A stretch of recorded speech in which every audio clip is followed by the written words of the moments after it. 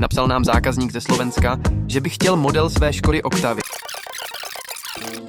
Až sem příběh téhle Octavy ze Slovenska všichni znáte. Minulý video vidělo přes 400 000 lidí a všichni jste nám nadšeně psali, kdy už ukážeme výsledek. Tak jo, tady to máte. Octavia prošla tvrdou, poctivou proměnou. Každý detail jsme překopali, opravili a doladili tak, aby z ní byla ta správná klasika, která kdysi vládla našim silnicím. Čistý linie, přesný detaily, žádný kompromisy, prostě návrat legendy v moderním podání. Ojí jsme MM3D Factory. Děláme 3D tisk, UV tisk, airbrush, modelování, prototypování a renovace sbírkových modelů.